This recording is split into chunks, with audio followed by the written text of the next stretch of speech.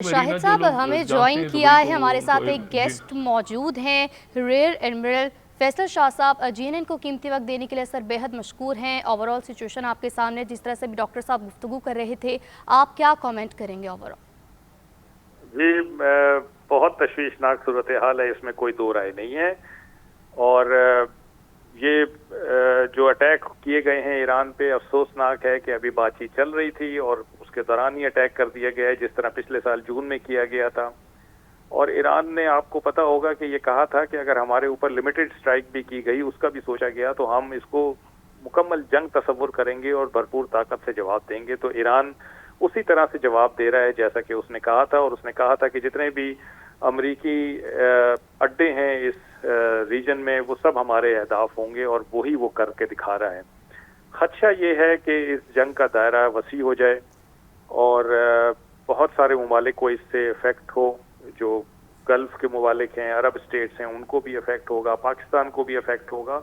और अगर इसका दायरा मजीद वसी हो जाता है और पर्शियन गल्फ और स्ट्रेट ऑफ हॉर्मुज़ में कोई कार्रवाइयाँ होती हैं, तो इससे खित्ते के बाहर के ममालिक को भी बहुत ज़्यादा इफेक्ट होगा। 21 मिलियन बैरल का तेल रोज़ाना स्ट्रेट ऑफ हॉर्मुज़ से गुजरता है।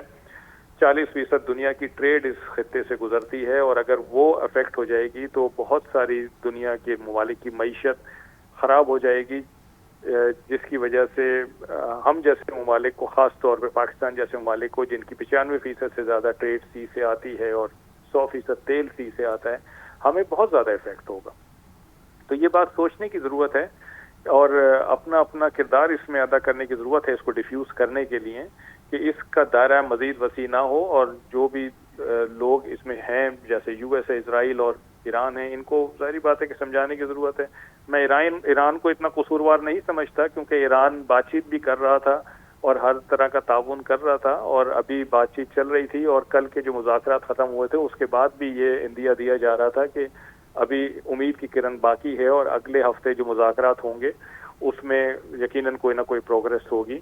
ओमानी वज़ीर ख़ारजा भी यही कह रहे थे, जो मीडिएटर का रोल अदा कर रहे हैं। उसके बावजूद ये अटैक करना यकीनन प्रेशर के लिए किया गया है कि ईरान मनोअन वो चीज़ें मान ले जो अमेरिका और इजराइल कह रहे हैं। लेकिन ईरान की भी अपनी कोई मजबूरियां हैं और उसका भी एक बयानिया है जिस पे उसने चलना है। तो वो जाहिर बात है कि उस तरह से नहीं मान सकता चीज़ें जो कि यूएस और इजराइल चाहते हैं। बातचीत हमेशा एक टाइम लेती है, अपना एक वक्त लेती है, एक कोर्स होता है उसका जिस पे वो चलती है, और उसके बाद शुरू में यकीनन जो ममालिक होते हैं वो अपनी मैक्सिमलिस्ट पोजीशन लेते हैं, लेकिन फिर बातचीत करते करते वो एक ऐसे नहज पे आ जाते हैं जो सबके लिए काबिल कबूल होता है। आपको याद होगा 2015 में joint comprehensive plan of action JCPOA जो साइन हुआ था ईरान और P5+1 के साथ, उसमें भी यही हुआ था कि 2 साल की बातचीत हुई थी और फिर एक ऐसे जगह पे आ गए थे जो सबको काबिल कबूल थी। लेकिन फिर ट्रंप साहब ने 2018 में उस पर रिट्रीट किया, उससे बर्खास्त ली। तो मेरा ख्याल है कि ईरान को इतना कसूरवार नहीं ठहराया जा सकता। और ये अफसोस की बात है कि एक सुपर पावर जो कि बातचीत कर रहे हैं और बातचीत का इंदिया भी दे रहे हैं और उससे मामला हल करने की कोशिश कर रहे हैं, उन्होंने बातचीत के दौरान ही अटैक कर दिया है। तो आप मुझे बताइए कि क्या क्रेडिबिलिटी रह जाएगी किसी मुल्क की, इतने बड़े मुल्क की, इतनी बड़ी ताकत की, क्या क्रेडिबिलिटी है कि वो उन पे बिलीव किया जाए या ना किया जाए। जी बिल्कुल दुरुस्त फरमाया अस्सलाम आपने। वालेकुम, डॉक्टर डॉक्टर साहब, शाहिद ओवर बात कर टू रहा यू, हूँ। अगर आप फैसल साहब से कोई सवाल करना चाहें। जी एडमिन साहब अस्सलाम वालेकुम, डॉक्टर शाहिद बात कर रहा हूँ। डॉक्टर साहब जी एडमिन साहब अस्सलाम वालेकुम, डॉक्टर शाहिद मसूद बात कर रहा हूँ। जी जी डॉक्टर साहब, वालेकुम अस्सलाम। बहुत खुशी हुई आपसे बात करके। प्लीज बताइए, कोई सवाल है तो। थैंक जी जी एडमिन साहब, मुझे ये बताएं, पहली बात तो ये है कि हमें रियाद से भी इतलात आ रही हैं कि वहाँ पर भी धमाके हुए हैं रियाद में, सऊदी अरेबिया के कैपिटल में। अच्छा, एक बात तो ये है कि ये अभी तक बस ये धमाके हैं, लेकिन इसमें लोगों के यानी मारे जाने की इतलात नहीं आ रही। ये जो धमाके हैं ये गालिबन एक सिग्नलिंग है या सिंबॉलिक हैं, ये मैं आपसे पूछना चाहूँगा, क्योंकि अबू धाबी में, दुबई मेरीना में कतर में, कुवैत में, इन सब जगहों पे धमाके हो रहे हैं, लेकिन उन धमाकों, वो सिंबॉलिक धमाके हैं कि यहां तक हमारी रीच है। एक बात तो ये, दूसरी बात ये है कि जो इसराइल ने भी पहला हमला और अमेरिका ने भी किया है, वो भी जाहिर है कि भरपूर हमला नहीं किया, फुल, यानी वो जो एक वेव होती है ना, कि कॉन्टिन्यूस वेव होती है, नॉन स्टॉप, यानी ईरान ने भी उसके जवाब में रिटेलिएट कर दिया है। अच्छा, अब मैं आपसे ये पूछना चाहूंगा कि ये सिचुएशन जो है, क्या ये समंदरों तक है? क्योंकि अभी तक सारा का सारा जो हमारा जो फोकस है, वो एयरक्राफ्ट कैरियर्स हैं, वो दीगो गार्सिया है, वो एब्राहम लिंकन है, वो जेरेड फोर्ड है। ये सारी की सारी जो जंग है, ये समंदर की तरफ जा रही है, ये लैंड की तरफ जा रही है। लैंड भी, क्योंकि जाहिर है कि हमास या बाकी जो है वो लैंड को इन्वॉल्व करेंगे। खताब हिजबुल्लाह ने अटैक कर दिया है अभी इसराइल पे, इराक से। ये इसको हम कैसे देखें? एसिमेट्रिक होगी, ये समंदरों में होगी, और इसमें रियल टाइम इंटेल कितनी आपके ख्याल से इस वक्त ईरान को मिल रही होगी रशिया और चाइना की तरफ से? जी जी डॉक्टर साहब, पहले सवाल का जवाब तो ये है कि जो ईरान ने अटैक किया है, वो जाहिर बात है कि एक सिंबॉलिक भी है, मैसेजिंग भी है, और उसमें इंटेंट भी शामिल है नुकसान करने की। लेकिन क्योंकि पहले से ईरान ने ये बता दिया था कि जितने भी अमरीकी अड्डे हैं इस खित्ते में मौजूद, वो सब हमारे अहदाफ होंगे, तो अमरीका ने थिनिंग आउट कर ली थी अपने बेसिस की, वहां से लोगों को निकाल लिया था। तो हो सकता है कि हमें इंफ्रास्ट्रक्चर डैमेज की तो रिपोर्ट्स आए, लेकिन कैजुअलिटीज की शायद रिपोर्ट्स बहुत ज्यादा हमें ना मिल रहे। लेकिन ईरान ने बहरहाल ये बताया है कि हमारी रीच है और हमें ये पता है कि आपके कहाँ कहाँ पे अड्डे मौजूद हैं, और वो सब हमारे निशाने पर हैं, और उन्होंने वो निशाना लेके बता दिया। तो पहली चीज तो ये हो गई है। अमेरिकी सदर ने भी अभी कुछ अरसे जो कुछ घंटे पहले खिताब किया, उसमें उन्होंने कहा है कि अमेरिकी लोगों की अमवात भी हो सकती हैं। तो इन्होंने थिनिंग आउट जरूर की है, लेकिन जाहिर बात है कि कुछ लोग तो बेस पे मौजूद होंगे, और अगर उन पे मिसाइल लगता है या कोई टुकड़े जाके लगते हैं तो वहां पे डेथ्स हो सकती हैं। लेकिन बहरहाल मुझे लगता है कि इंफ्रास्ट्रक्चर डैमेज ज्यादा होगा और लाइव्स कैजुअलिटीज कम होंगी, पहली चीज। दूसरी चीज, आपने कहा कि ये समंदर की तरफ जा रही है या नहीं। देखिए, जब अमेरिका को ये पता है कि लैंड पे हमारे बेसिस ईरान के टारगेट पे हैं, तो उसने उनको थिन आउट कर दिया, और जब थिन आउट कर दिया तो उनकी कैपेबिलिटी और कैपेसिटी कम हो गई। तो अमेरिका के पास ये कैपेबिलिटी मौजूद है कि वो इस जो लैंड की कैपेबिलिटी है उसको सी पे रेप्लिकेट कर ले, उसको सी से उसको रिप्लेनिश कर ले। तो उसने इसीलिए 2 एयरक्राफ्ट कैरियर इस खत्ते में मंगवाए, एक अरेबियन सी में खड़ा किया और एक इजराइल के पास खड़ा किया। जो अरेबियन सी वाला है वो अटैकिंग मोड में है, और जो इजराइल के पास जेरल्ड फोर्ड खड़ा हुआ है वो डिफेंडिंग मोड में है, कि जब ईरान इजराइल पे अटैक करेगा तो ये उसको प्रोटेक्ट करने में मदद करेगा। ईरान के पास जो कैपेबिलिटी है नेवी की, उसमें मेरा नहीं ख्याल कि कन्वेंशनली वो यूएस नेवी को टेक ऑन कर सकते हैं, लेकिन यस, जो एसिमेट्रिक कैपेबिलिटी है उसमें जरूर वो यूएस को कन्फ्रंट करेंगे, और उसमें वो यूएस को नुकसान भी पहुंचा सकते हैं अगर वो उनकी रेंज में आ जाए। तो जहां तक लाइफ टाइम इंटेलिजेंस की बात है, ये गालिब इम्कान है कि चाइना लाइफ टाइम इंटेलिजेंस उनको प्रोवाइड कर रहा हो, क्योंकि कुछ खबरें ये आ रही थी कि कुछ दिन पहले चाइना ने बेदू सिस्टम अपना ईरान को दे दिया था, जो कि सैटेलाइट बेस्ड सिस्टम है, ताकि ईरान को जीपीएस यूज ना करना पड़े, बल्कि वो बेदू से जो पिन पॉइंट और करेक्ट इंफॉर्मेशन है, करेक्ट पोजीशंस है, वो ले सके। तो ये जरूर प्रोवाइड किया जा रहा होगा। लेकिन अगर ये कहा जाए कि रूस और चाइना ये दोनों डायरेक्ट इस कॉन्फ्लिक्ट में इन्वॉल्व हो जाएंगे, तो ऐसा कभी नहीं होगा। मेरा ख्याल है वो अपनी पॉलिटिकल और डिप्लोमेटिक सपोर्ट जरूर देंगे, लेकिन कोई इस किस्म की का काम वो नहीं करेंगे जिससे उनका डायरेक्ट इन्वॉल्वमेंट इस वॉर में या इस कॉन्फ्लिक्ट में प्रूव हो जाए और वो अमेरिका के दू बदू आ जाए। ठीक है, नहीं यानी यही बात इंपॉर्टेंट है ना कि वो उन्होंने जो कुछ देना था वो दे दिया, अगर वो चाहे वो मिसाइल्स की शक्ल में हो या वो इंटेलिजेंस की शक्ल में, और पीछे बैठ के वो देख रहे होंगे कि भाई ये चीजें हमने आपको दे दी हैं और आप आगे अब लड़ें और हम आपको पीछे से सपोर्ट।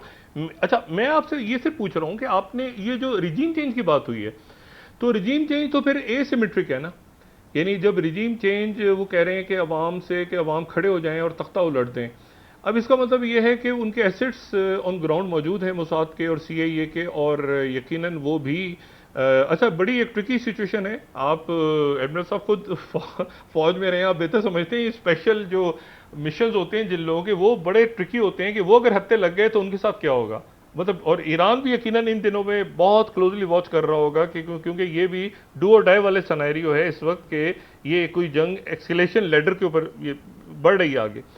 अब आप मुझे बताएं कि रिजीम चेंज में अगर ग्राउंड पे एसेट्स हैं, इस ग्राउंड पे एसेट्स के बगैर तो हो नहीं सकता ना कि मतलब खाना जंगी शुरू हो जाए और वो रहबर को या बाकी पासदारान आपस में लड़ पड़े। हाउ यू लुक एट ये जो रिजीम चेंज की बात की है उन्होंने कि अवाम आप खड़े हो जाएं और रिजीम को हटा दें और हम आपके साथ हैं, क्या इसको ये वो जनवरी वाला प्लान नहीं है जब ऑर्गेनिक वहां पे मुजाहरे हो रहे थे और प्रेसिडेंट ट्रंप ने उस वक्त मदद नहीं की और अब मुज़ाकरात के दौरान वो कह रहे हैं कि आप खड़े हो जाओ, तो अब इस वक्त वहां कौन खड़ा होगा मुजाहरे करने के लिए? क्या how you look at it? Doctor साहब, कतई नजर इसके कि रिजीम चेंज के लिए क्या उनको बूट्स ऑन ग्राउंड भेजने होंगे या नहीं भेजने होंगे, मैं आपको थोड़ा सा रिजीम के बारे में बताना चाहता हूँ। रिजीम जो ईरान में है वो आइडियोलॉजिकल रिजीम है और उस तरह की नहीं है जिस तरह की सीरिया में थी या इराक में थी या वेनेजुएला में थी कि आपने टॉप बंदे को उठाया और रिजीम चेंज हो गई। ये रिजीम जो है ये बहुत स्ट्रक्चर्ड तरीके से, अगर मैं पाकिस्तान से मवाजना करूं तो हमारे यूसी लेवल तक गई हुई है और बहुत ही स्ट्रक्चर्ड और ऑर्गेनाइज तरीके से गई हुई है। अच्छा, फिर इस रिजीम के साथ बहुत सारे लोग एसोसिएटेड हैं जो कि इसके बेनिफिशियरी हैं और जो इसको ऑटोमेटिकली प्रोटेक्ट करते हैं, क्योंकि अगर रिजीम चली गई तो उनकी भी नौकरियां चली जाएंगी और उनका भी जो रोजमर्रा का उनका मामूल है वो खराब हो जाएगा, तो वो इसको प्रोटेक्ट करते हैं। फॉर एग्जांपल 20 मिलियन तो बसीज हैं, ये वो लोग हैं जो कि वॉलंटियर्स हैं जो गवर्नमेंट के लिए काम करते हैं और इनको उस काम के एवज इंसेंटिव्स दिए जाते हैं। उसके अलावा शोहदा हैं जो कि ईरान इराक वॉर के थे और उनकी फैमिलीज को बेसिकली इस रिजीम के तहत सपोर्ट मिलती है और वो बड़े प्रिविलेज लोग होते हैं। फिर इस रिजीम में अपने काम करने वाले लोग काफी हैं, तो अगर 90 मिलियन की पॉपुलेशन है ईरान की, तो आप समझिए कि तकरीबन 40-45 मिलियन लोग ऐसे हैं जो कि इस रिजीम के साथ डायरेक्टली एसोसिएटेड हैं और वो इस रिजीम को नहीं भेजना चाहते। ईरान में जब भी प्रोटेस्ट होते हैं, प्रोटेस्टर्स का एक मुतालबा होता है अपनी गवर्नमेंट से कि आपके पास जो भी पैसे हैं आप हमारे ऊपर खर्च करें, आप किसी और मुल्क के ऊपर खर्च ना करें, आप किसी प्रॉक्सी के ऊपर खर्च ना करें, आप हमारे ऊपर खर्च करें। वो ये नहीं कहते कि आप अमेरिका से ताल्लुकात ठीक कर लें, आप इजराइल से मुआहिदा कर लें और आप जो सैंक्शंस हैं उनको रिमूव करवाएं और हमारी हालत ठीक करें। ये मुतालबा कभी नहीं रहा है। उनका मुतालबा हमेशा सिर्फ ये रहा है कि जो भी पैसे हैं वो हमारे ऊपर खर्च करें। तो एक इम्प्रेशन लिया जाता है दुनिया में कि ईरान में जब भी प्रोटेस्ट होते हैं तो प्रोटेस्टर रिजीम चेंज की को सपोर्ट करते हैं और वो फौरन सड़कों पे निकल आएंगे और लोगों जो हुकूमती लोग हैं और जो रिजीम के लोग हैं उनको चेंज कर देंगे। आपने जून की वॉर में भी देखा कि कोई ईरानी सड़क पे नहीं निकला, वो खामोश होकर बैठ गए, लेकिन उन्होंने यूएस और इजराइल का साथ नहीं दिया, वो रिजीम के अगेंस्ट नहीं गए। हाँ, उनके जो अपने मसले हैं उनके लिए जरूर वो बाहर निकलते हैं और अपनी हुकूमत से मुतालबा करते हैं और हुकूमत भी कॉन्शियस है कि वो आहिस्ता आहिस्ता उनको कुशन देती जा रही है। जो आज से 5 साल पहले का ईरान था वो आज ईरान नहीं है। जो पाबंदियां आज से 5 साल पहले या 3 साल पहले थी वो आज ईरान में नहीं है। बहुत ज्यादा वहां पे कुशादगी आ गई है। तो ये तो बेसिकली एक रिजीम के हिसाब से मैं आपको बता रहा हूँ कि ये इतना आसान काम नहीं है कि अगर आप ऊपर से सुप्रीम लीडर को हटा दें या प्रेसिडेंट को हटा दें या उनके कुछ एडवाइजर्स को मार दें तो रिजीम चेंज हो जाएगी ऑटोमेटिकली। ये इतना आसान नहीं है। केओस जरूर हो जाएगा लेकिन रिजीम चेंज। अच्छा एडमिरल साहब, ये तीन इस वक्त मेन है ना, तीन। अगर आप कहें कि ये बहरीन से तो निकल गया, आपने कहा खाली करा दिया, थिन आउट हो गए वहां से, लेकिन 3 टारगेट्स अगर हम देख रहे हैं इस वक्त जो नेवी के हिसाब से, समंदरों के हिसाब से, एक तो हो गया एब्राहम लिंकन, वो तो दूर है इस वक्त या रेंज में है, इसके बारे में आप बताएंगे। एक जो है ये क्राउन जूल है जो कि हैफा पे खड़ा है, जेरल्ड फोर्ड, और एक दिगो गार्सिया। ईरान जी। इस मरहले पे जा सकता है इन तीनों जगहों तक, या अभी रुकेगा और देखेगा कि अगला इसराइल अब क्या करता है, या उससे पहले प्रीएम्प्ट करेगा? मेरा ख्याल है कि ईरान फिलहाल इनको अटैक नहीं करेगा। ईरान फिलहाल फोकस करेगा जो भी लैंड पे टारगेट्स हैं उनके ऊपर इसराइल में, और जो अरब ममालिक में अमेरिका के अड्डे हैं उनके ऊपर अटैक करेगा, जो भी उसके वहां पे इंटरेस्ट हैं। ये जो आपने बात की अब्राहम लिंकन की और जेराल्ड फोर्ड की और डिगो गार्सिया की, ये परहैप्स ईरान की इस वक्त रेंज से बाहर हैं। जेराल्ड फोर्ड तो फिर भी शायद ईरान की रेंज में आ जाए, लेकिन जो अब्राहम लिंकन है और डिगो गार्सिया है, वो मैं समझता हूँ कि ईरान के पास इस वक्त कैपेबिलिटी नहीं है कि वो इनको डायरेक्ट अटैक कर सके। हाँ, ये करीब आते हैं तो जरूर ईरान अटैक कर सकता है, या इसकी नेवी बाहर जाके अटैक कर सकती है। लेकिन जब वो बाहर जाएगी तो जाहिर बात है कि वो अमेरिकी नेवी के भी सामने आएगी और वो भी उसको काउंटर करेंगे। तो मुझे लगता है कि फिलहाल ये जो ओशन है, ओशन वॉर नहीं बनेगी। अगर सी की बात हम करते हैं वॉर की, तो वो ये जो पर्शियन गल्फ और स्ट्रेट ऑफ हॉर्मुज है, मैं इसकी बात कर रहा हूँ कि इस पे जरूर मेरा ख्याल है कुछ एक्शन ईरान करना चाहेगा ताकि दुनिया की तवज्जो मबजूल हो इस तरफ। लेकिन फिलहाल मेरा ख्याल है फोकस ये होगा। देखिए, ईरान के साथ एक और भी, डॉक्टर साहब एक मिनट दीजिएगा, ईरान के साथ एक और भी मजबूरी ये है कि इस वक्त उसकी इकोनॉमिक हालत बहुत खराब है, और उसको पता है कि मैंने एक बड़ा मेजर्ड और कैलकुलेटेड रिस्पांस देना है ताकि बात आगे ना बढ़े। ये ईरान की कोशिश होगी मुझे लगता है। तो अभी देखते हैं कि ईरान के रिस्पांस के बाद क्या दोबारा यूएस और इजराइल ईरान पे अटैक करते हैं या नहीं करते हैं। ये बेसिकली डिसाइड करेगा कि ये बात आगे बढ़ रही है या नहीं।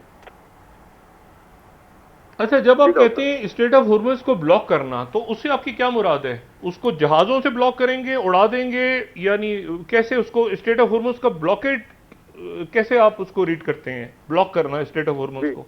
देखिए डॉक्टर साहब, उसको ब्लॉक 2-3 तरीके से किया जा सकता है। उसकी माइनिंग की जा सकती है, सी माइंस उसके अंदर डाली जा सकती हैं, और जब तक वो सी माइंस क्लियर नहीं होंगी, कोई जहाज उसमें एंटर नहीं होगा, तो ऑटोमेटिकली ब्लॉकेट हो जाएगा।